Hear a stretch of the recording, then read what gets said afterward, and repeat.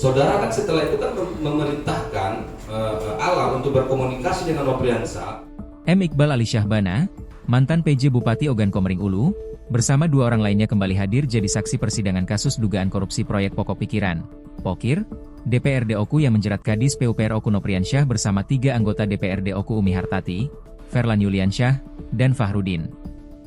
Dia menghadap saudara, ya. Ini kalau nggak ada cat ini saudara nggak akan ngakui, ya, kan gitu. Nah, pertanyaan saya, laporannya Nopriansyah pada saat itu mengatakan